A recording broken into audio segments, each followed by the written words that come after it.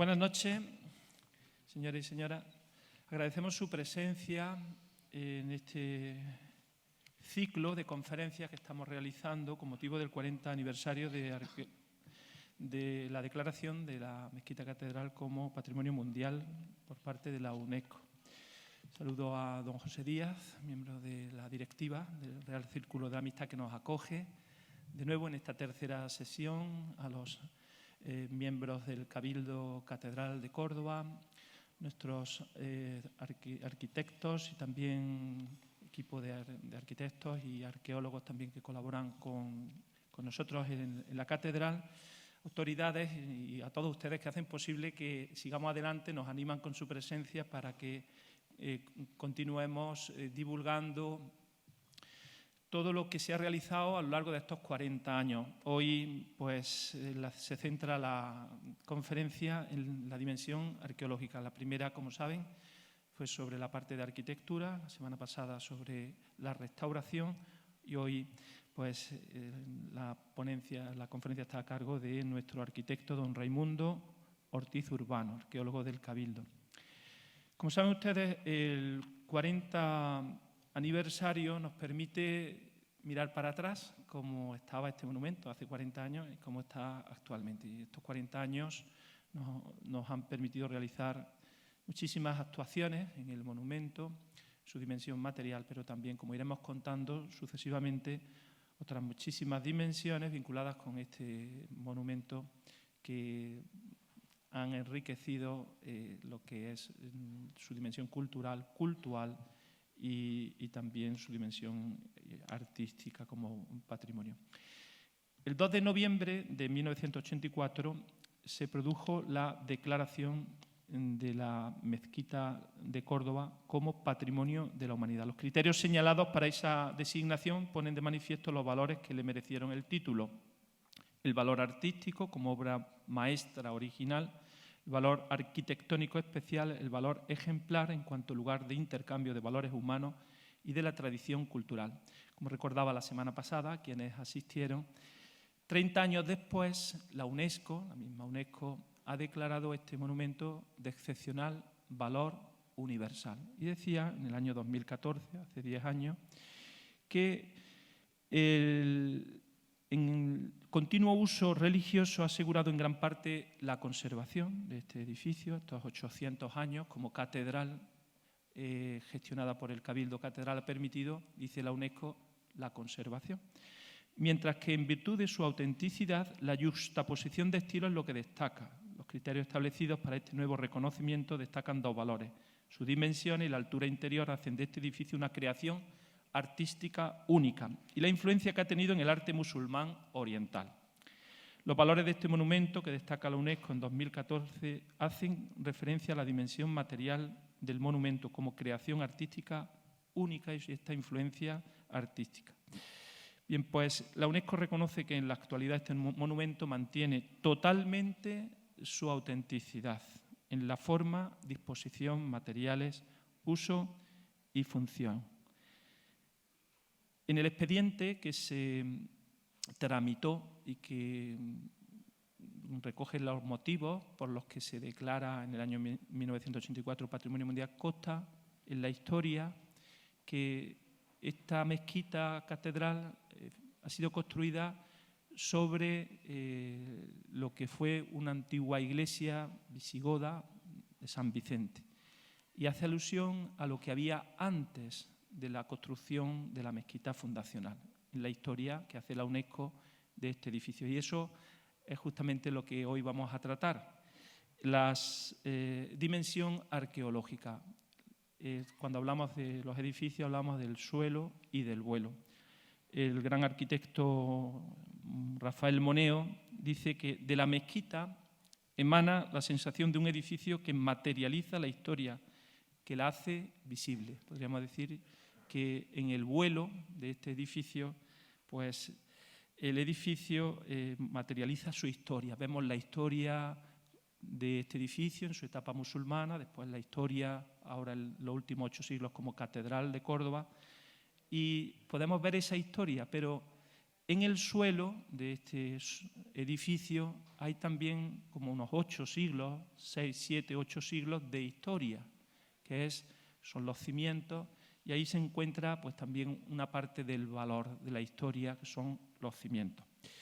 Bien, pues de eso hoy vamos a hablar. Como saben ustedes, la arqueología, una parte importante, nos lo van a explicar ahora, es justamente eso, que se empezó a hacer como excavaciones así de una manera científica, como hizo Félix Hernández en los años 30 del siglo XX. Esas excavaciones aportaron muchísima información sobre esa historia del edificio, los sus cimientos, y tuvieron que interrumpirse. Y ahora pues nos van a hablar justamente cómo se ha retomado este trabajo de investigación. Pero además hay otro trabajo que llevan a cabo los arqueólogos, y es también en todas las intervenciones. Por ejemplo, ahora estamos en la restauración de la Maxura, pues ahí ha habido también un estudio, ha habido un congreso, justamente una jornada de arqueólogos para estudiar la Maxura también desde la perspectiva arqueológica. Y es necesario para cualquier proyecto que en estos momentos se presenta de restauración, de conservación del monumento, es necesario también un estudio previo arqueológico, ¿no? Es correcto. De manera que la dimensión arqueológica ya no es solamente el suelo, sino también cualquier restauración, que tiene que llevar un estudio previo, interdisciplinar, de manera que intervienen los arquitectos, intervienen los arqueólogos, los restauradores, y eso es necesario para cualquier proyecto que después será aprobado pues, por la Delegación Territorial de Cultura. Bien, pues esta presentación para contextualizar en el contexto de este 40 aniversario, de lo que declaró la UNESCO hace 40 años, haciendo alusión a esa dimensión previa a la construcción de la mezquita fundacional, y que estaba ahí, pero ha estado durante muchos siglos esperando en ser descubierto, todo eso y estudiado. Se estudió a comienzos del siglo XX y ahora pues de nuevo se ha vuelto y nos van a hablar de esto. Pues le doy la palabra al doctor Alberto León Muñoz, profesor de la Facultad de Filosofía y Letras de la UCO, un gran maestro también en este campo de la arqueología, con muchísimas publicaciones, no voy a detenerme, y que está también colaborando con el Cabildo Catedral en el proyecto justamente de investigación de esos restos arqueológicos, juntamente con nuestro arqueólogo, don Raimundo Ortiz Urbano. Pues sin más preámbulos, le doy la palabra al doctor Alberto León Muñoz para que nos presente al conferenciante.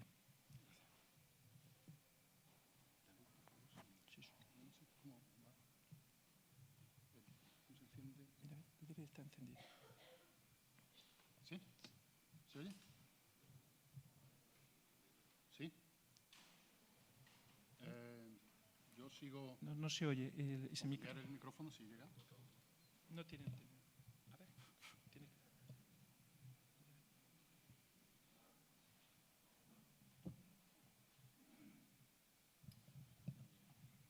No llega, pues no puedo hacer el esfuerzo, no hay problema.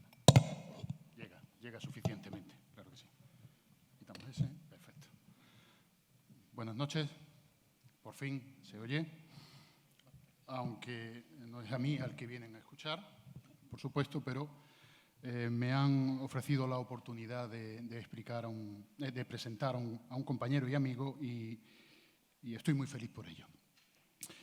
El patrimonio, como herencia colectiva, trasciende más allá de cada uno de nosotros, herederos eventuales que tenemos la posibilidad de disfrutarlo durante un tiempo y que sobre todo debemos asumir la responsabilidad y la obligación moral de preservarlo y enriquecerlo para nuestros descendientes.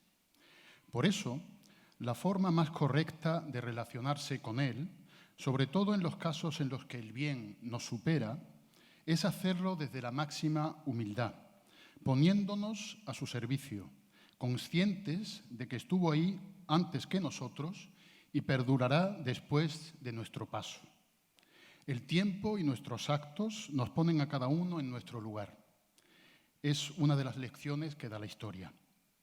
Si hay un monumento que muestra esta idea de manera más que elocuente, ese es la Mezquita Catedral, el alma de Córdoba. Como enclave religioso es su aliento espiritual. Como bien patrimonial encierra su esencia. Es motivo de orgullo de estirpe, como diría García Moreno, y su principal seña de identidad. Y como foco de atracción del turismo cultural, fundamental recurso de Córdoba, es uno de sus principales motores socioeconómicos.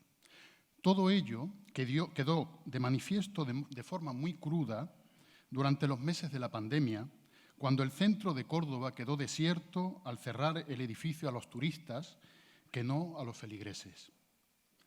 La historia del edificio trascendió la de su fundador, Abderramán I, y la de sus sucesores, que ampliaron y embellecieron el edificio, como Al-Hakam II, quien materializó el proyecto que muy probablemente fue promovido por su padre, el primer califa andalusí, Abderramán III. Sobrepasó también la vida de los monarcas castellanos, obispos y arquitectos que contribuyeron a su preservación, integrándola en el templo bajo medieval y en la catedral de los albores de la Edad Moderna.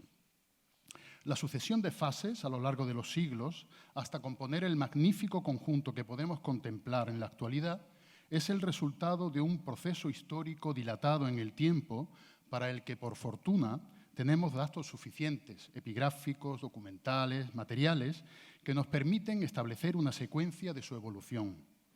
Y esta es una de las claves de la forma de abordar los estudios arqueológicos, la visión diacrónica, el análisis del paso del tiempo y su huella en el sitio. También, por eso, probablemente la mezquita catedral es el paradigma de edificio susceptible de ser estudiado con metodología arqueológica y, precisamente como consecuencia de ello, la mezquita catedral es patrimonio arqueológico. Y no solo por lo que hay bajo sus pavimentos, sino por lo que emerge sobre el nivel del suelo. He mencionado hasta ahora dos conceptos principales: la humildad, al tomar conciencia de la magnitud de un bien de relevancia mundial, que es, además, patrimonio arqueológico, en virtud de la metodología aplicada en su estudio. Pues bien, la humildad y el rigor metodológico coinciden como dos de las muchas cualidades que definen a Raimundo Ortiz Urbano, un montillano ilustre, un gran arqueólogo y una persona excepcional. Como diría un cantante contemporáneo, es un tipo extraordinario de lo más común. Soy consciente de que va a pasar un mal rato con mi presentación, pero en el pecado ofreciéndome esta presentación lleva la penitencia de tener que escucharlo. Raimundo Ortiz es licenciado en Prehistoria y Arqueología por la Universidad de Sevilla en el año 1997. Su versatilidad y capacidad de adaptación para cubrir las necesidades de la investigación en cada momento le llevaron a realizar sus primeros estudios sobre la protohistoria del suroeste peninsular, influido por su cuna montillana y por la formación sevillana. Amplió sus estudios con una estancia en la Universidad de Southampton, en el Reino Unido, donde cursó el primer año de su curso de doctorado, entre 1997 y 1998. Durante dicha estancia perfeccionó su formación metodológica, en especial en lo relativo a sistemas de análisis de datos espaciales, como los conocidos sistemas de información geográfica. Raimundo es un arqueólogo vocacional. Le gusta el trabajo de campo y el contacto directo con la materialidad de la historia. Y ello le ha llevado a trabajar en los principales equipos y yacimientos de la ciudad.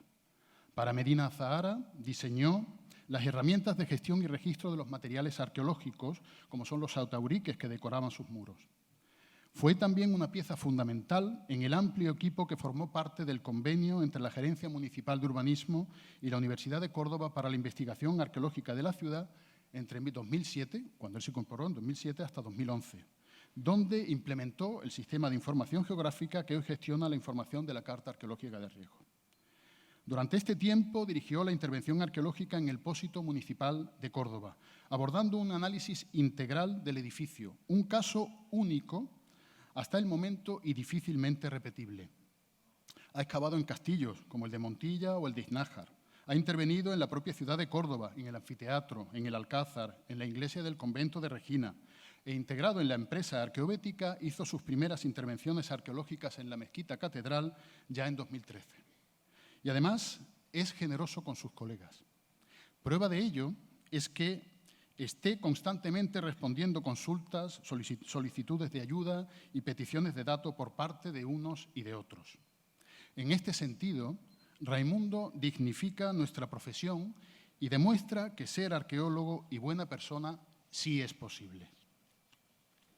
Es doctor en Arqueología por la Universidad de Córdoba desde 2018, con una tesis doctoral modélica que versó sobre la metodología de intervención y diseño de herramientas de gestión del registro de la información arqueológica en ámbito urbano y en arqueología de la arquitectura.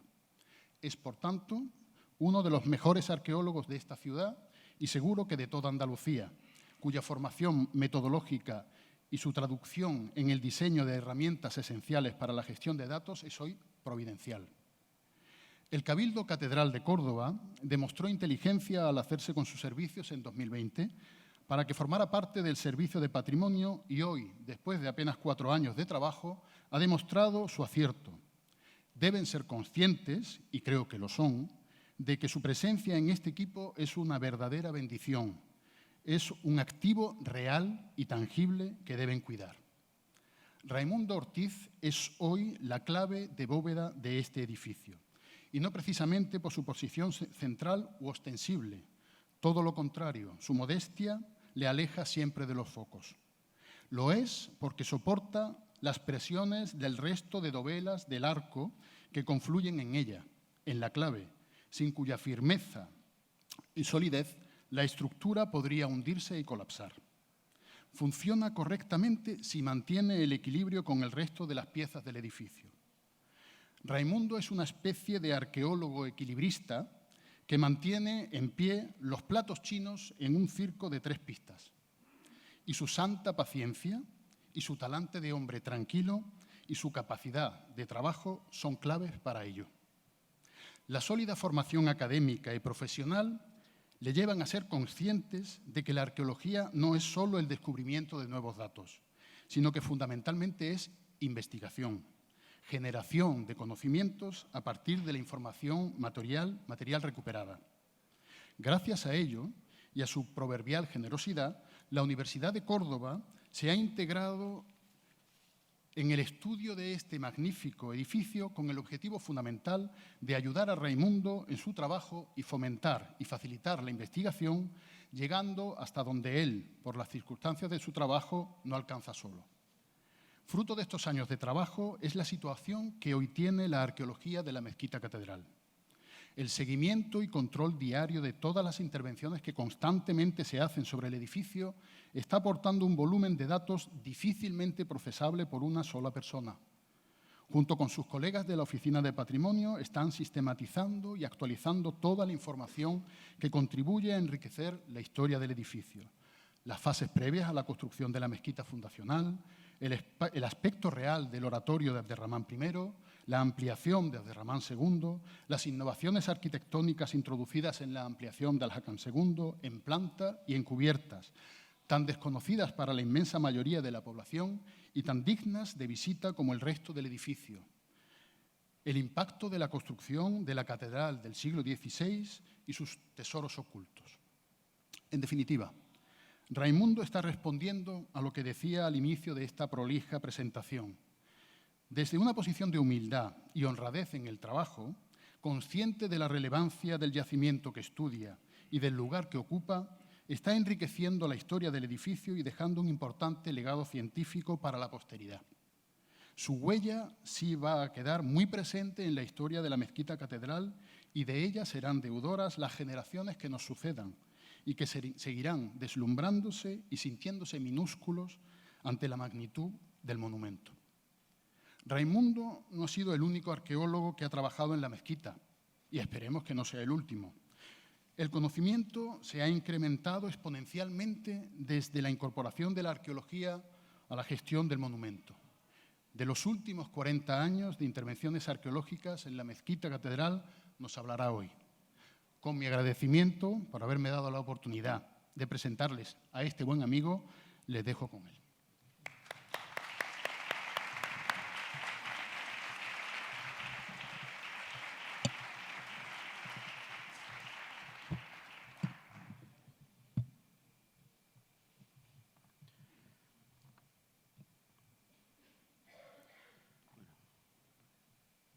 Buenas tardes a todos.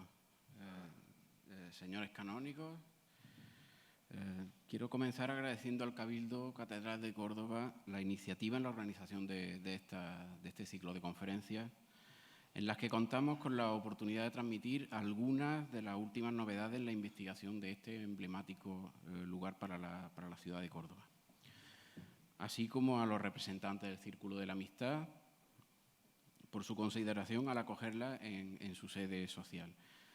También agradezco principalmente a todos los que han venido a esta conferencia. Espero que les pueda entretener y que salgan aprendiendo algo de ella.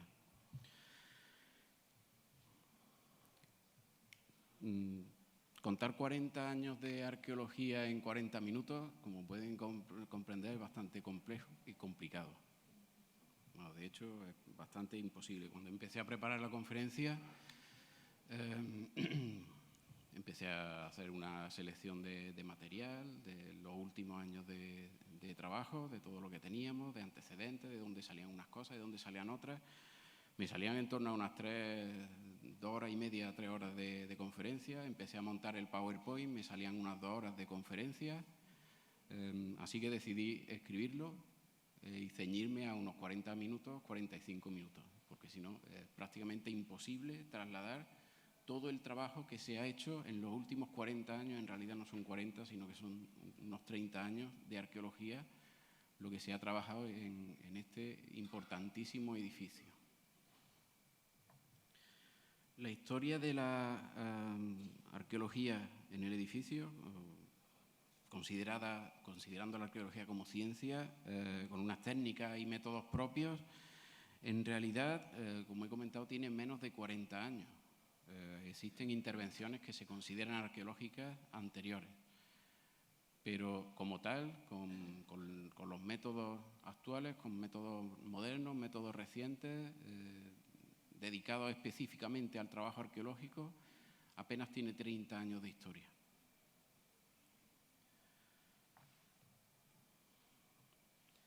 Aquí presentamos 2 planos de planta, en los que vemos representadas las zonas en las que se ha intervenido arqueológicamente desde finales del siglo XIX, cuando comienza realmente la historia de la arqueología en el edificio.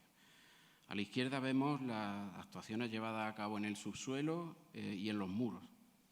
Y a la derecha observamos las investigaciones que se han realizado en las cubiertas. Están ordenadas por colores.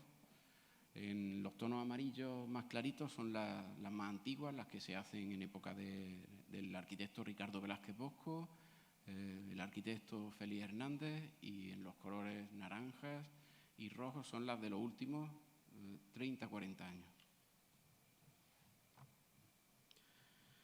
Si bien las actuaciones arqueológicas han sido casi anecdóticas en cuestión de número, aunque no en trascendencia y resultados, con anterioridad a 1984, a partir de ese momento y sobre todo a partir de finales del siglo XX, el crecimiento de la arqueología en la Mezquita Catedral es progresivo.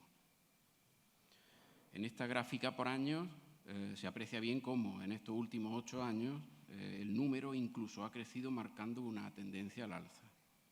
Pero esta arqueología moderna tiene sus raíces en la arqueología que se hacía antes, muchas veces ligada más a la intuición que al método.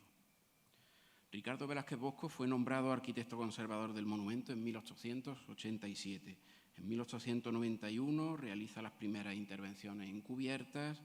A partir de 1903 inicia la recuperación de cubiertas y alfarjes, o sea, los techos, de la ampliación de Al-Hakam II. Estos trabajos hacen que acceda a las cubiertas de las bóvedas de la antesala al mihrab y sea el primero en percatarse del sistema constructivo de estas bóvedas atadas por cadenas de madera.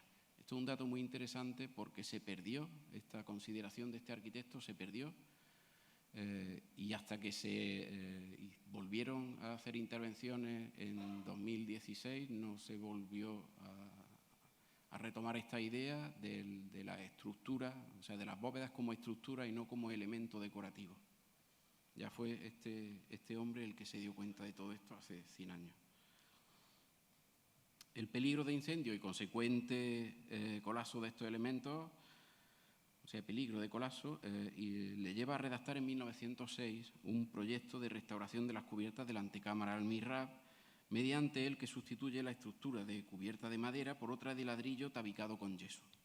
En 1907, mientras continúa con la renovación de los techos decorados, presenta sus dos primeras propuestas puramente arqueológicas.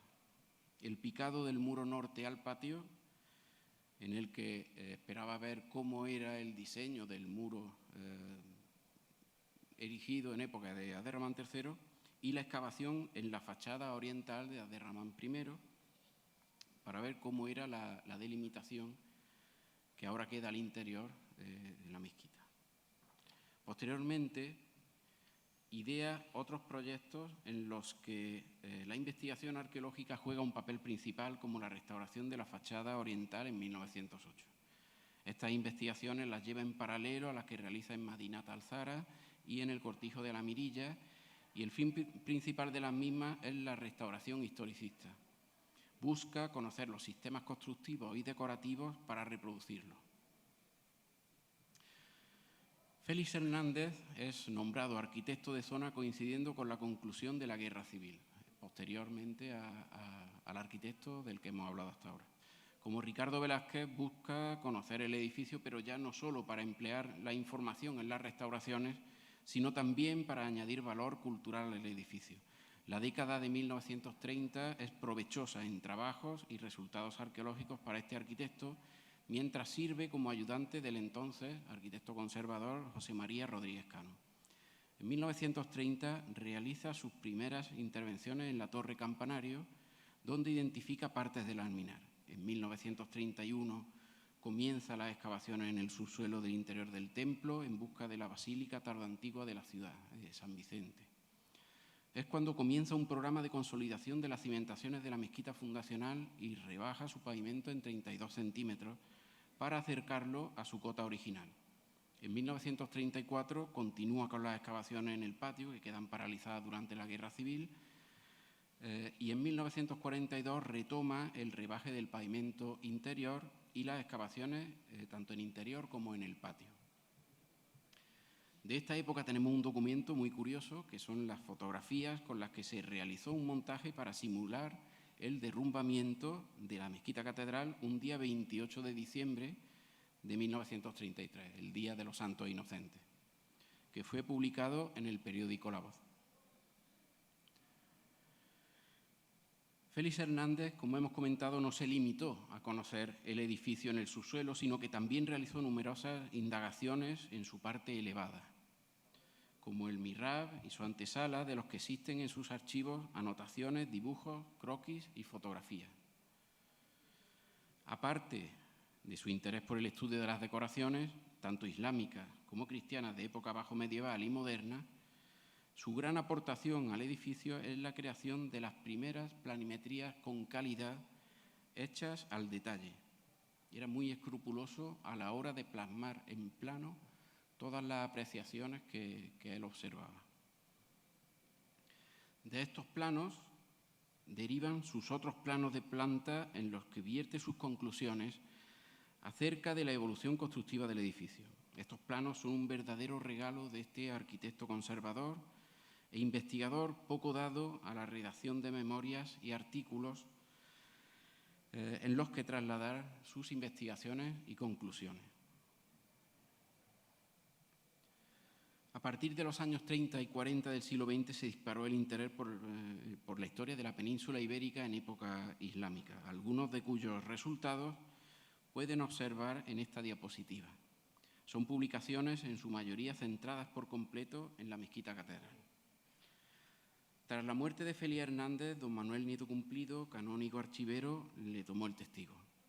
Su interés por la arqueología del monumento manifiesta durante las décadas de los años 70 y 80, cuando investiga las cubiertas aprovechando las obras de la Dirección General de Bellas Artes y la reforma del Patio de los Naranjos. Mientras tanto, ¿qué pasa en el mundo de la arqueología? Pues se estaban produciendo cambios muy profundos, tanto desde el punto de vista teórico como metodológico, en el trabajo de campo, trabajo de laboratorio, redacción de memorias, cambio de concepto totalmente. La nueva arqueología o arqueología procesual apareció en la década de 1960 del siglo XX como una nueva teoría arqueológica muy ligada al positivismo, en la cual los métodos y técnicas de las ciencias experimentales tomaron un gran peso. Además, y derivada de ella, aparecieron métodos propios de la arqueología, como el método de excavación y registro, diseñado por Edward Harris, que aún se emplea con algunas adaptaciones. Prácticamente el sistema de registro en excavaciones que empleamos casi todos los arqueólogos de prácticamente toda Europa. Poco después, y teniendo como foco Italia, surgen métodos para la intervención, registro e investigación en edificios históricos, de la mano principalmente de arquitectos dedicados a la restauración, no de arqueólogos. Podemos considerar el curso celebrado en 1987 en Certosa di Pontignano, en Siena, que fue publicado al año siguiente, como el momento del autorreconocimiento de esta forma de investigar en los edificios. En el año 1990, Tiziano Mannoni, uno de los padres de la consideración del edificio como elemento estratificado y, por tanto, con posibilidades de ser analizado con métodos arqueológicos, denominó este nuevo acercamiento a lo construido como arqueología de la arquitectura. Esta nueva forma de trabajar aparece en la Mezquita Catedral en la década de 1990. Aquí vemos las intervenciones arqueológicas llevadas a cabo desde entonces hasta ahora. La primera excavación arqueológica, dirigida por un arqueólogo, en este caso una arqueóloga, puramente arqueóloga, ya no arquitecto, es la realizada por Mercedes Costa entre los años 1991 y 1993, de la mano de los arquitectos conservadores del edificio, Gabriel Ruiz Cabrero y Gabriel Rebollo. Estos primeros trabajos se enfocaron en 3 espacios concretos: la torre, el andén norte y la cimentación de Almanzor. Los métodos y técnicas de la arqueología de la arquitectura entran a formar parte de la historia del edificio con el arqueólogo Pedro Marfil, actual profesor de la Universidad de Córdoba, quien inicia sus trabajos en él a finales de la década de 1990. Sus intervenciones son numerosas y presentan muy buenos resultados que actualizan el conocimiento del monumento. El convenio entre la Gerencia de Urbanismo y la Universidad de Córdoba, coordinado por el catedrático Desiderio Vaquerizo y el jefe de la Oficina de Arqueología de la Gerencia, Juan Murillo, también participa con la apertura de unos sondeos en el andén oriental, que dirige Guadalupe Pizarro. La arqueóloga Ana Ruiz dirige también un proyecto de excavación en la Puerta de Santa Catalina. Pedro Marfil interviene activamente en muchas de las puertas y portadas y explora por primera vez las bóvedas de la antesala al mihrab con criterios arqueológicos.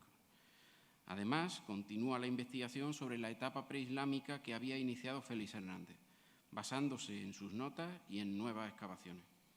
Presenta de este modo el primer plano de las excavaciones realizadas en los años 1930, procedente de algunos croquis de Félix Hernández que seguían inéditos, intuyendo ya que las estructuras halladas pertenecían a distintos periodos históricos. Sus investigaciones dieron fruto a su tesis doctoral, centrada en las puertas de la mezquita durante el Emirato Omeya, que fue posteriormente publicada. Otra serie de publicaciones actualizan entre 1990 y 2010 el conocimiento que se tiene del edificio. De entre todas ellas, hay que reseñar especialmente el libro de Manuel Nieto Cumplido, La Catedral de Córdoba, una verdadera enciclopedia histórica del monumento y obra obligada para su conocimiento. Yo prácticamente todos los días leo algún fragmento, tengo que recurrir a este gran libro para revisar algunas de sus partes. Han sido muy diversas las intervenciones realizadas durante la última década hasta ahora, algunas derivadas de proyectos de conservación y restauración y otras de proyectos de investigación. Podemos destacar la actividad en la cubierta de la Capilla Real, dirigida por Begoña García, la ejecutada por Daniel Fernández en la puerta de la nave 17 y las cubiertas de las naves 1 y 2, la intervención en el andén oriental y el patio de los Naranjos, dirigida por Antonio Porras, y la excavación de los sondeos abiertos por Félix Hernández en el patio de los Naranjos, actividad de investigación dirigida por Alberto León, que ha intervenido previamente, profesor del área de arqueología de la UCO, que además está vinculada con el proyecto de investigación de IURE. En esta diapositiva presentamos algunas de las intervenciones que hemos mencionado, ejecutadas en las cubiertas del edificio. Como derivación de los trabajos de campo, en ocasiones surge la oportunidad de colaborar con entidades dedicadas a la investigación. Es el caso de las celosías de Capilla Real, que serán objeto de un proyecto que dará inicio este año, coordinado por el Vitrocentre Romont, el Museo del Vidrio de Suiza, y su directora Francine Guise. Aparte de las intervenciones con un carácter más invasivo, también se han realizado otras con un carácter menos invasivo, no invasivo o no intrusivo, como este que presentamos, que es la prospección con georradar dirigida por Cornelius Meyer entre 2016 y 2018, que abarca la superficie de la mezquita fundacional. Igualmente, durante estos últimos años se ha creado un nuevo plano de planta del edificio trazado por José Luis Vaquerizo, aprovechando las últimas novedades tecnológicas.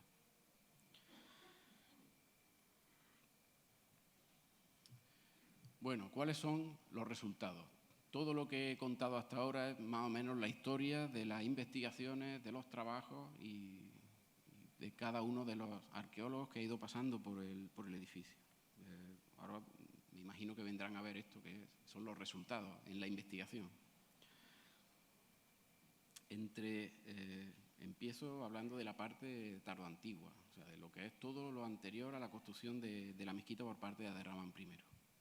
Entre 2015 y 2020 se desarrollaron los trabajos del proyecto Didacta para la investigación del legado documental del arquitecto Félix Hernández, cuyos responsables eran los profesores del área de arqueología de la Universidad de Córdoba, José Antonio Garriguet y Alberto León. El interés de este trabajo estaba fundamentado en el desconocimiento general que se tenía del contenido de este archivo. No se sabía qué es lo que había dejado este arquitecto, tampoco dado a escribir y a transmitir sus conclusiones. El Cabildo Catedral participó como colaborador en este proyecto debido a la implicación laboral que don Félix había tenido con la mezquita catedral. El archivo está depositado en el Museo Arqueológico de Córdoba y de esta institución y de su exdirectora recibimos todo el apoyo necesario para el desarrollo de la labor planteada. Entre la ingente documentación existente se encontraban sus notas de campo, croquis y fotografías de las excavaciones de 1930 a 1935, que quedaron sin publicar. La recomposición de estos materiales resultó en la creación de un plano, que es este que ven aquí, que incluye todas las estructuras descubiertas ordenadas por fase. El interés que creó toda esta documentación derivó en el planteamiento de un nuevo proyecto de investigación por parte de los dos mismos investigadores, que contó desde el principio con el apoyo y financiación, además, del Cabildo Catedral. Este nuevo marco de investigación, denominado de Julius Caesar a los Reyes Católicos, análisis arqueológico de 1500 años de historia en la Mezquita Catedral de Córdoba y su entorno urbano, pues está ya centrado directamente en la investigación del edificio. Sigue en marcha actualmente y persigue la revisión del conocimiento arqueológico del monumento, desde sus primeras fases hasta las fases, los inicios del siglo XVI y mediados del siglo XVI.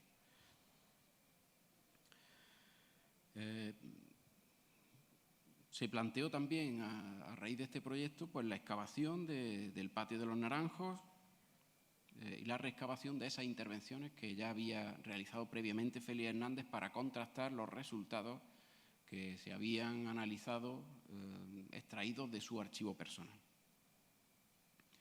Así, en septiembre de 2020 dieron comienzo los trabajos de reexcavación dirigidos por el profesor Alberto León, que han concluido este mes, a inicios de este mes, con la cubrición de los sondeos que quedaban abiertos. La reexcavación ha servido para obtener datos acerca de los elementos con una metodología actualizada, más moderna, tecnológica, y corregir la localización y orientación de los restos, además de su cronología. Hemos corregido bastante la cronología que se daba anteriormente a todos los elementos que aparecieron en esta excavación. Los más antiguos hallados pertenecen a una fase de entre los siglos I y III, después de Cristo, orientados los más antiguos casi perfectamente en sentido este-oeste. No tienen nada que ver con lo que hay después.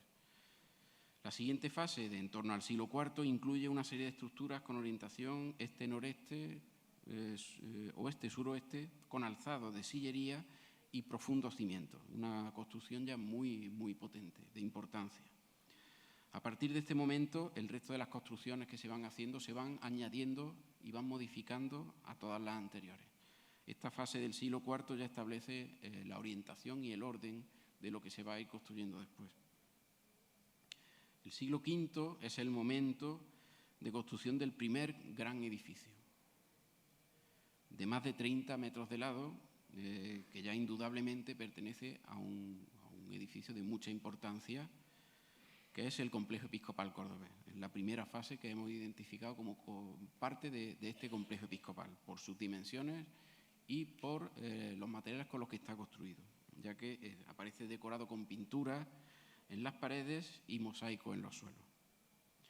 En este momento queda ocupado el espacio por donde se supone que discurría la calle principal de Córdoba en tiempos romanos, el Cardo Máximo.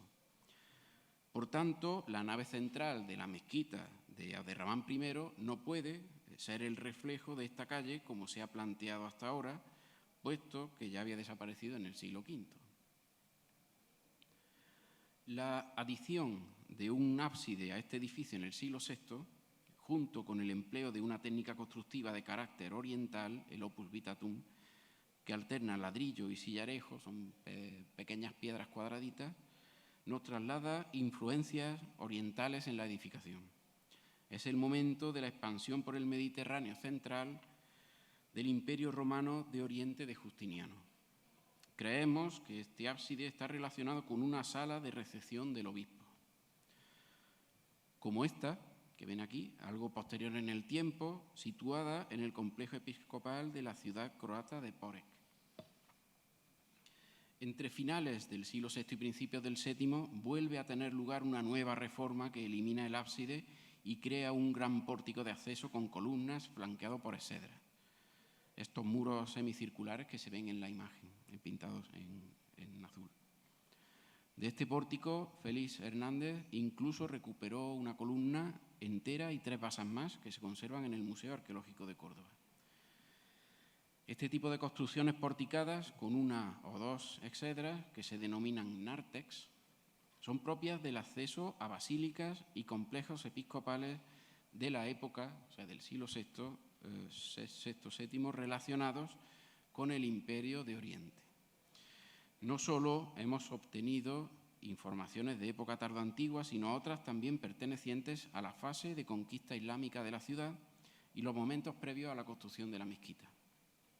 Consisten en demoliciones parciales y adaptaciones de los edificios del anterior complejo episcopal. Estas informaciones son especialmente valiosas debido a la dificultad en su identificación cronológica. Conocemos perfectamente la fecha de estos elementos gracias a que conocemos la fecha de la construcción de la mezquita por Abderramán I. Esto es un episodio, es un hecho que en otros sitios de Córdoba es muy difícil obtener y muchísimo más difícil fuera de Córdoba, por cuestiones obvias. Tenemos una fecha de referencia. Para finalizar, la secuencia intervenida concluye con las construcciones del patio de la primera mezquita y los cimientos del alminar de Gisén I. Las investigaciones de las fases tardoantiguas de la excavación se ha completado con el estudio de un conjunto cerámico depositado en el Museo Arqueológico de Córdoba y procedente de un pozo excavado por Félix Hernández en los años 30. Este estudio, cuyas piezas han sido modelizadas en 3 dimensiones por el responsable de documentación gráfica del Cabildo, Rafael Ortiz, ha arrojado fechas de transición entre los siglos VII y principios del siglo VIII, tras su análisis por la especialista en cerámica Sonia Vargas y el profesor Alberto León. Esto nos da idea de la permanencia de la tradición de la ciudad visigoda en los primeros inicios de la ciudad tras la conquista islámica. Otra de las líneas de trabajo del proyecto se ha centrado en la recopilación de material de carácter litúrgico hallados a lo largo de la vida de la mezquita catedral y su entorno más próximo. Son objetos que solo aparecen en lugares donde hay iglesias, y si aparecen allí, pues es obvio que allí habría una iglesia, no puede haber duda en esto. Entre ellos se encuentra un fuste de columna con un retalle en forma de cruz latina relleno con fragmentos de mármol blanco, un mármol blanco de Luni, el mármol blanco que llamamos de Carrara, de importación, de muy altísima calidad. Propio también este elemento, un fuste con una cruz inserta o tallada, que es también propio de edificios orientales de los siglos VI y VII. Estas piezas incluyen aquellas insertas y reutilizadas en la mezquita con su función original de soportes como capiteles y cimacios, especialmente algunos de estos, cuyos símbolos cristianos han sido piqueteados y dispuestos en lugares principales de esta mezquita fundacional, como los accesos centrales a la sala de oración. Finalmente, se han estudiado los mosaicos, especialmente uno que conocemos por fotos y croquis de Félix Hernández. El profesor Alberto León ha realizado los estudios tipológicos de este mosaico. Relacionando su composición con la de otros mosaicos, en algunos casos casi idénticos, que aparecen en iglesias episcopales construidas en zonas relacionadas con el Imperio Romano Oriental en el siglo VI, principalmente en el centro del Mediterráneo, como Rávena, Méldola, Barisano, Porec o Pula, en el actual norte de Italia y Croacia, o Sábrata en Libia. La derivación, la conclusión es clara. Si estos mosaicos son propios de basílicas del siglo VI y solo se hallan en iglesias de esa época, el fragmento hallado bajo la mezquita catedral, que por los datos de Félix Hernández debe corresponder con esa cronología, debe pertenecer a una iglesia. Con esto y algunos muros de considerables dimensiones, identificados gracias a la prospección que se realizó con el georradar, podemos proponer perfectamente la localización de la Basílica Episcopal tardoantigua de Córdoba en el siglo VI, que casualmente coincide en parte con la actual Capilla Mayor. La búsqueda de paralelos de los elementos tardoantiguos presentes en la mezquita catedral ha dado como resultado un intenso vínculo de Córdoba y de su complejo episcopal con el mundo romano oriental, que interpretamos como el reflejo de la existencia de fuertes relaciones comerciales y religiosas porque Córdoba era una ciudad católica, el Imperio Oriental en esa época era católico y Córdoba estaba rodeada de arrianos, que eran los visigodos. O sea, existía un vínculo directo religioso y político con Oriente.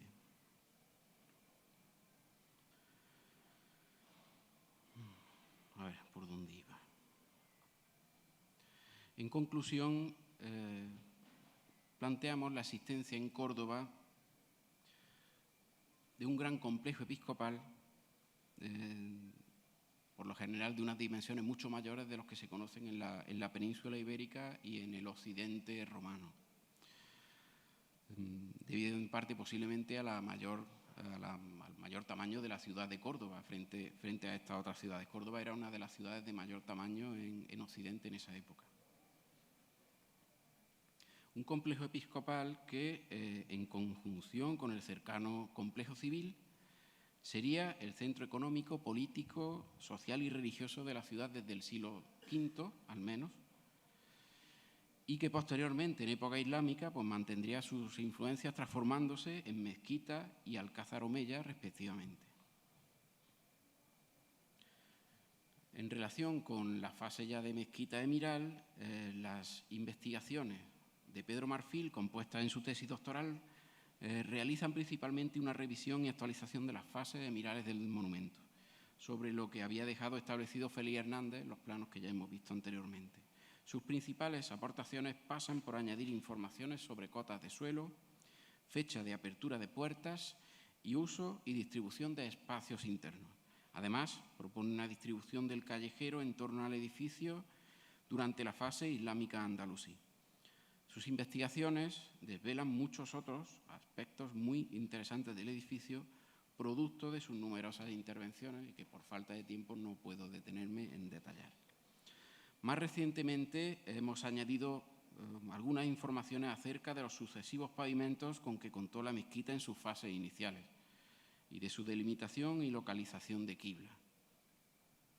A estas informaciones añadimos nuevos datos sobre la decoración de puertas y muros.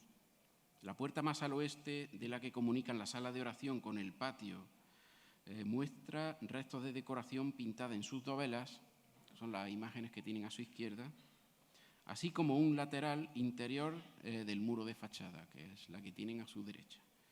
Esta última, con un diseño serpenteante de lotos alternos en rojo y amarillo rodeado por un contario, un motivo muy clásico, reproduce las flores existentes en los capiteles tardoantiguos situados cerca, en la Puerta de las Palmas.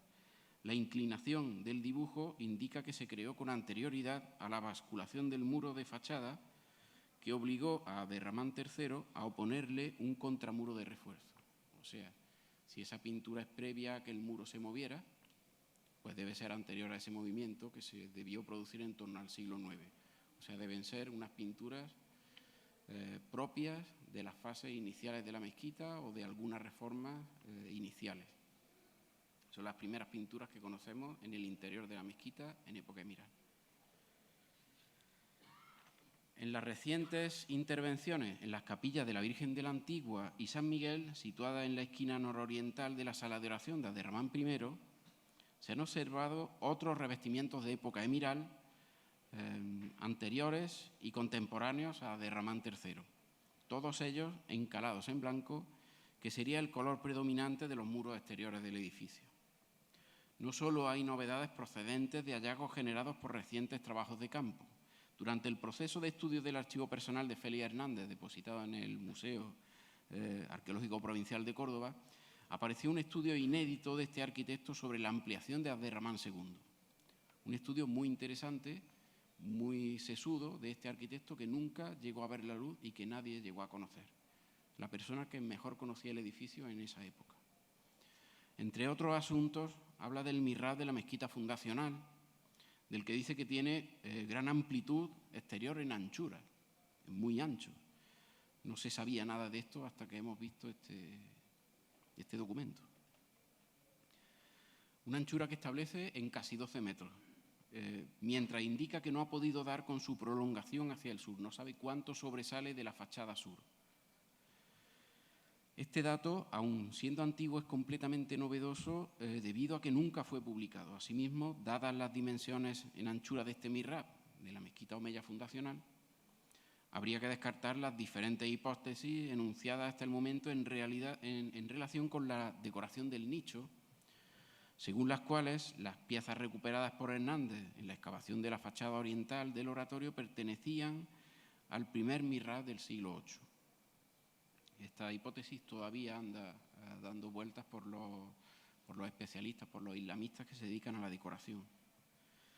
La identificación de los vestigios conservados en este primer mihrab fue marcada en el pavimento mediante una franja formada por losas grises rellena de losas blancas y rojizas, prolongando la línea del muro de quibla y que realiza un giro de 90 grados hacia el sur, marcando el quiebro del saliente del mihrab.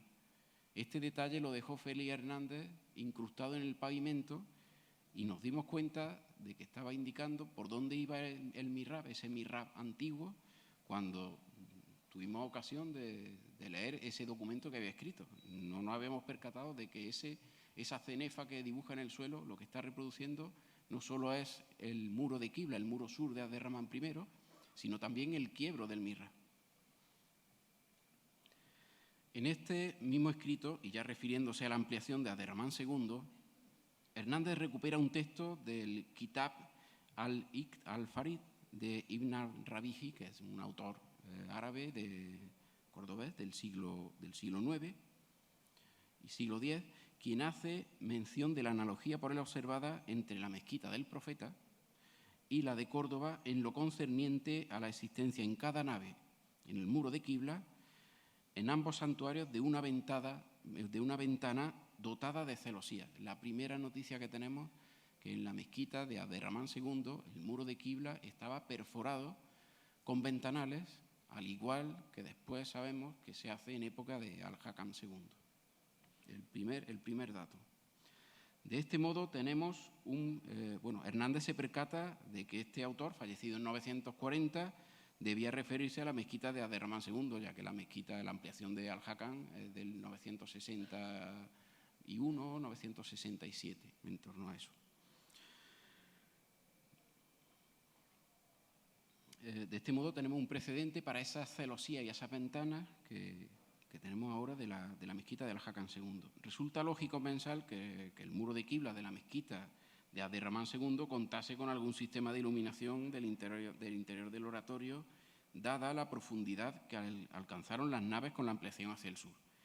¿Podrían ser algunas de las celosías empleadas en las linternas de la masura, manifiestamente reutilizadas y adaptadas a su nuevo hueco, proceder de estos vanos de la quibla de Abderramán II?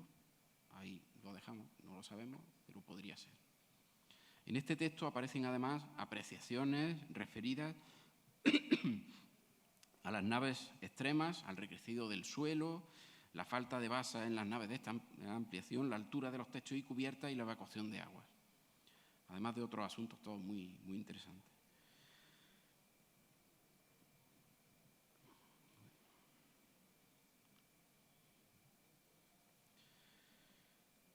Como intervención emblemática de la mezquita califal, pues vamos a comentar de una manera muy breve algunas cuestiones acerca de la ampliación de Al-Hakam II. Las tres naves centrales de la ampliación se destinaron a la masura, ocupando por tanto el espacio entre la quibla de Abderramán II y el vestíbulo del nuevo mihrab. Este ámbito quedaba determinado espacialmente por la presencia de lucernarios que marcaban el ingreso en la ampliación y el muro de quibla, permitiendo que la luz construyese los límites de esta masura. La masura era la zona dentro de la mezquita donde rezaba el califa, con la gente a que él invitaba a que rezaran con él. En el año 2016 se iniciaron unos estudios previos que sirvieran de base para la futura restauración de las bóvedas de la antesala del mihrab, los tres lucernarios principales de esta ampliación. En los trabajos participó una gran cantidad de especialistas de diversas disciplinas, coordinados por el equipo de arquitectos conservadores de entonces, Gabriel Ruiz Cabrero, Gabriel Rebollo y Sebastián Herrero. La intervención arqueológica fue codirigida por el arqueólogo Enrique León. Los sondeos ejecutados tanto por el INTA-2 como por el ESTA-2 de las bóvedas, a interior y a exterior de estas bóvedas, han permitido comprobar su configuración material. Tanto las dovelas de los arcos entrecruzados de estas bóvedas están compuestos por dovelas, pues tanto estas dovelas como los plementos, los espacios que quedan entre estos arcos, están realizados en piedra calcarenita y tienen una función estructural de soporte. No son elementos decorativos, sino que son puramente estructurales, al igual que sucede en la arquitectura gótica, por ejemplo. También la estructura del tambor que sostiene cada una de las bóvedas está fabricada con sillería, aunque además hemos documentado el uso de ladrillo como elemento de recalce. En la bóveda central no se ha podido reconocer la unión entre los arcos y plementos al contar con la decoración de mosaico, pero sí se ha podido indagar en su trasdós, o sea, por su exterior, gracias al sondeo que nos ha permitido acceder al espacio bajo la cubierta. Los plementos están fabricados en sillería trabada con mortero rico en cal. Sobre la proyección de los arcos, en esta bóveda, se dispone una serie de elementos de madera que conforman un encadenado de madera para la absorción de los esfuerzos horizontales del cupulín. La presencia de cadenas de madera también está documentada en el alminar. Esto que nosotros fuimos capaces de ver ya, Pedro Marfil lo había visto, pero sobre todo fue Ricardo Velázquez Bosco, como comenté antes, la primera persona que supo reconocer que estas maderas son las que están atando las cúpulas para evitar que se hundan. Los revestimientos se han documentado principalmente en las bóvedas occidental y central. En la central pues la tenemos de mosaico, evidente. La bóveda occidental es la que mejor ha mantenido los restos de su revestimiento original, sobre el que se dispone una decoración de motivos de ataurique. Ataurique es vegetal, motivos vegetales entrelazados, Está pintada en rojo, azul y dorado. El azul procede del lapislázuli molido y el dorado son laminitas de oro directamente. En los arcos cruzados se trata de un tema vegetal con una composición seriada de palmetas que emplea el azul y el rojo de forma alterna en cada tramo del arco, y el dorado se usa para los motivos. La decoración pintada se extiende también por los alzados de los muros que componen la antesala, tanto en las arquerías como en el tambor que sostiene cada bóveda. En cuanto al origen de estas bóvedas, las primeras bóvedas conocidas de este tipo son precisamente estas, de la mezquita de Córdoba, construidas por Al-Hakam II. Tan solo contamos con un antecedente, precisamente también en Córdoba y precisamente también en la mezquita catedral, que fue identificado por Félix Hernández en La Torre, en el antiguo Alminar, concluida en el 952. Aún así, la perfección observada en el diseño de estas bóvedas hace difícil pensar que fueron prototipos y que no se construyeron ejemplares similares con anterioridad. Actualmente estamos desarrollando estudios complementarios sobre la masura en su conjunto que exceden los límites de la antesala al Mihrab. Hemos detectado la existencia de huecos tapiados en todo el muro de Qibla, en todo el muro sur, en línea con los existentes sobre la puerta de la Cámara del Tesoro y sobre la del Sabat. La Cámara del Tesoro es la que queda mirando el Mihrab de frente a la izquierda y la puerta del Sabat la que queda a la derecha. Son 3 puertas, el central, el Mihrab. Bueno, pues las ventanas que quedan encima pues se reproducen a lo largo de todo el muro, tanto a exterior como a interior. Esta solución no es novedosa en el edificio, como he comentado hace un momento, sino que viene heredada de esa que ya sabemos que había empleado Abderramán II, como hemos comentado hace un momentín. Además, planteamos como hipótesis que esta segunda planta del Sabat sería accesible, al igual que en su planta baja, desde el Alcázar, situado frente al santuario. Sabemos que el Sabat era el lugar por donde entraba el califa directamente desde el Alcázar, que estaba en el otro lado de la calle, a la Maksura, a la mezquita. Bien, pues resulta que en la planta alta también tenemos un pasillo, también desaparecido en la parte de la calle, que creemos que también permitía el acceso a otro nivel diferente, a otro tipo de personas, para acceder a esa otra planta alta del Sabat.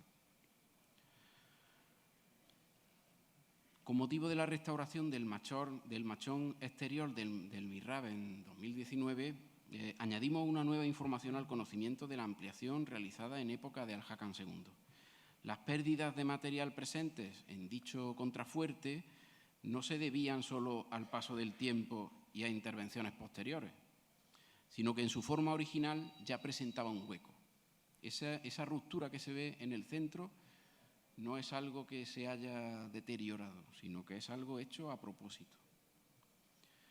Y este hueco de 1,77 por 1,54, cuya delimitación pudimos identificar bien en sus laterales, coincide muy cercanamente con las dimensiones de una gran losa de 1,72 por 1,43, dispuesta hoy como pavimento en el centro de la Puerta del Perdón, bajo la torre,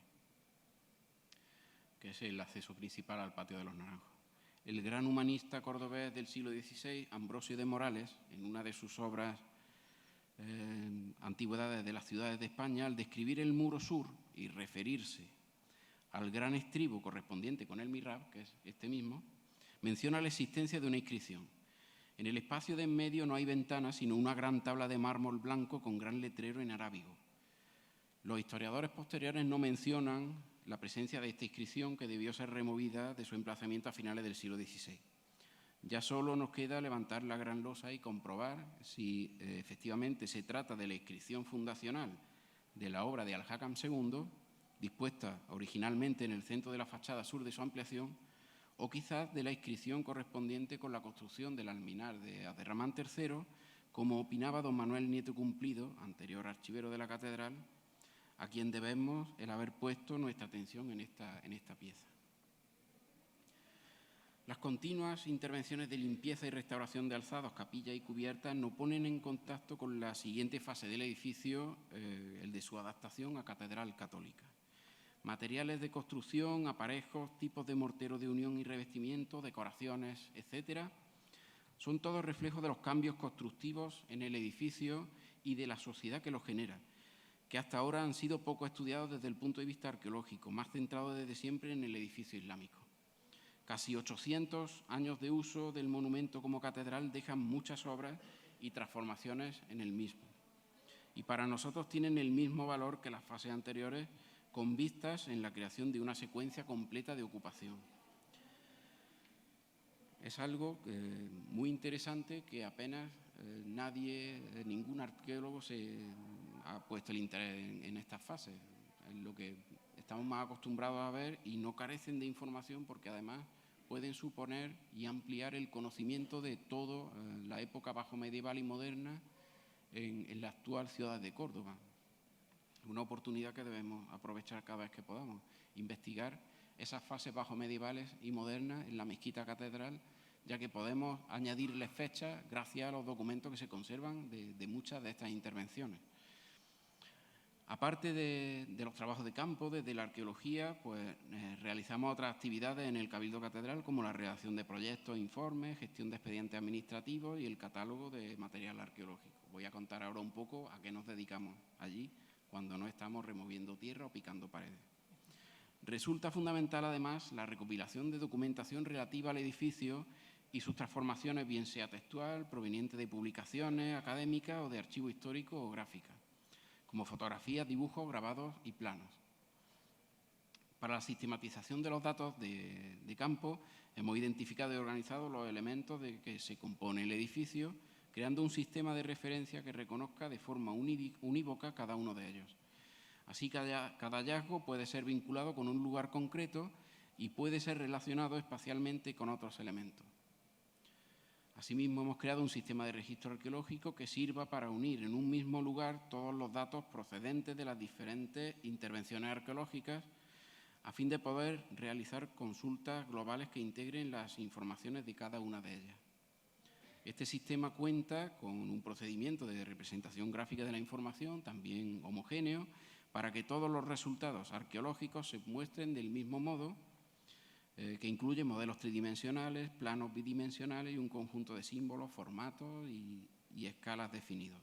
Gracias a esta sistematización, en los distintos tipos de información podemos llegar a establecer contenidos y planimetrías de fases evolutivas del edificio, en las que se vuelcan los resultados de las actividades e informaciones arqueológicas.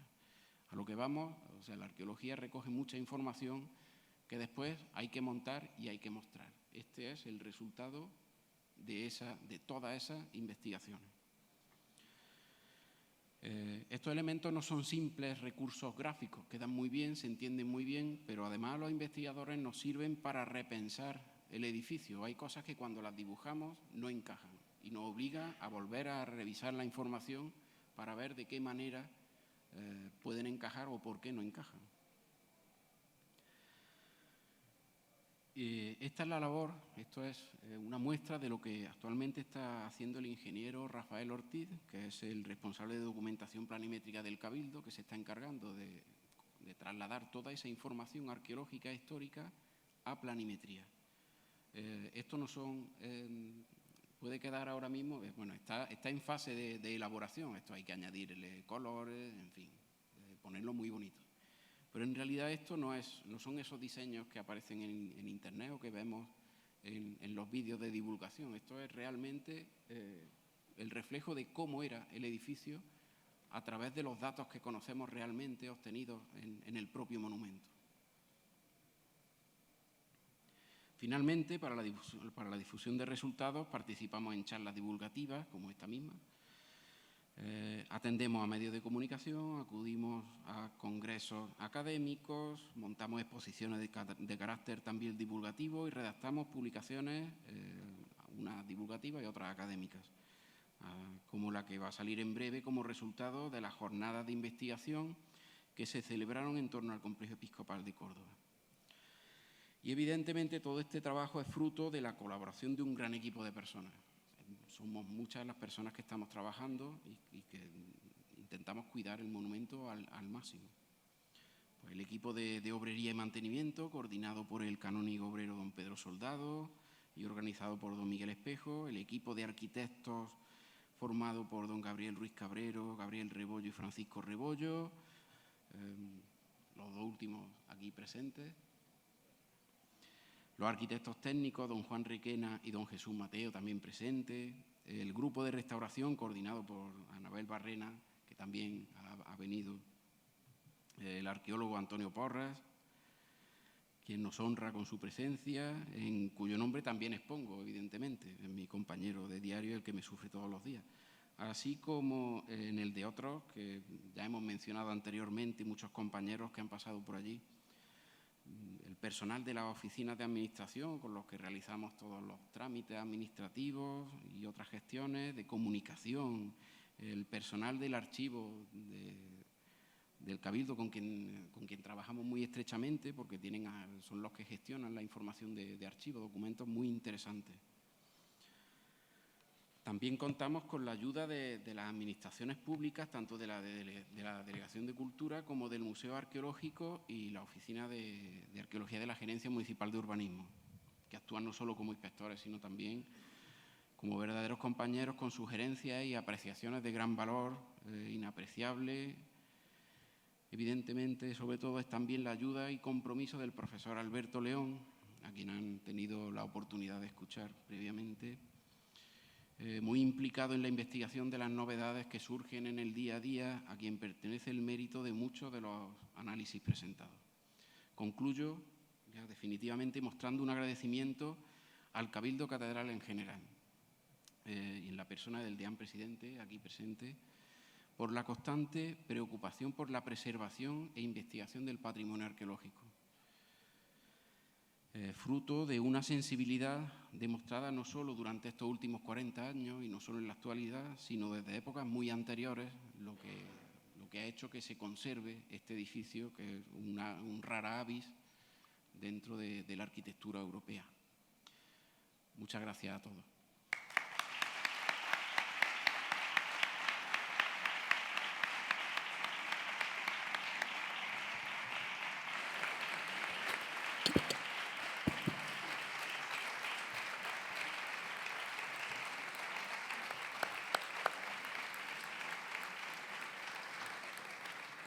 Pues muchísimas gracias al doctor Raimundo Ortiz Urbano. Enhorabuena, Raimundo. Te agradecemos sinceramente esta exposición magistral. Es un resumen que podríamos calificar como en primicia, que han tenido ustedes el honor de escuchar. Se han dado muchísimos datos en esta noche que se están prácticamente comunicando en primicia. Esa era la intención también, transmitirle a la sociedad cordobesa todos estos trabajos ocultos y constantes. En esta perspectiva histórica, yo le agradezco este resumen magistral que acaba de hacer el doctor Raimundo Ortiz Urbano. Y quería, bueno, pues ahora, si les parece, abrir un turno de intervenciones. Si alguien pues quisiera hacer alguna pregunta, vamos con un poquito ya de tiempo mal, pero pues todavía podríamos abrir un pequeño turno de intervenciones. Si alguien quiere hacerlo, pues le damos ahí un micro y podríamos, como si hay alguna pregunta que no se quede.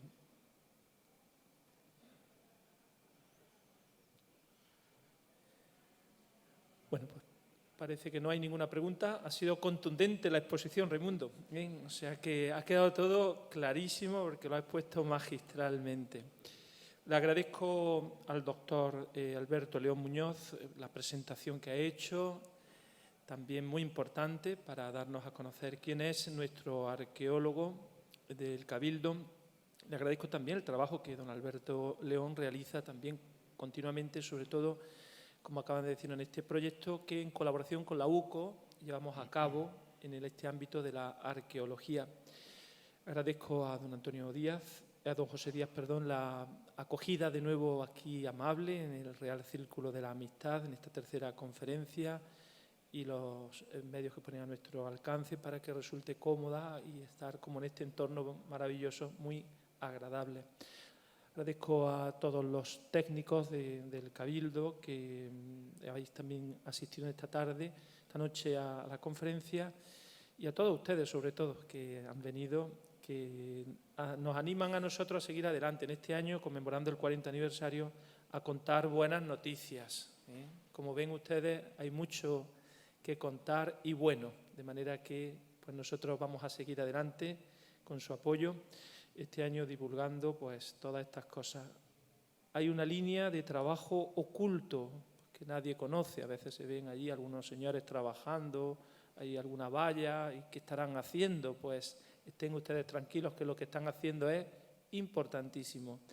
Algunos de estos trabajos son realmente históricos. Estamos dando en este momento y en estos últimos años pasos históricos para conocer más y mejor nuestro magnífico y excepcional monumento.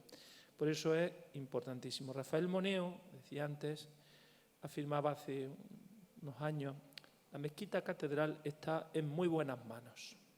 Y lo decía refiriéndose al Cabildo, que lo ha conservado, y a los técnicos, todos los que trabajáis de manera interdisciplinar para la conservación con criterios científicos y profesionales. Yo quiero destacar en esta noche, hice la semana pasada, pero ahora aquí, presencia pues, de don Raimundo y de Antonio también, que está trabajando ahora, don Alberto también, que, como decía Rafael Moneo, nuestra mezquita catedral está en muy buenas manos.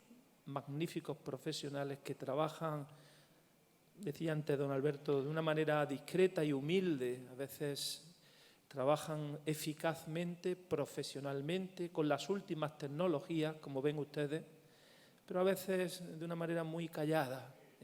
Por eso es bueno que en estas conferencias pues, nosotros pues, saquemos a la luz lo que se está haciendo, porque es de la máxima categoría, con los criterios de última tecnología aplicados a la investigación y a la conservación, porque todos estos trabajos de investigación después permiten mejor la conservación, en su caso la restauración. Pues muchísimas gracias. La semana que viene completaremos este ciclo de conferencias poniendo lo que hemos hecho en los últimos 40 años en nuestro archivo y biblioteca capitular. Pues también le vamos a contar cosas muy interesantes y les animamos a participar. Pues muchas gracias y buenas noches a todos.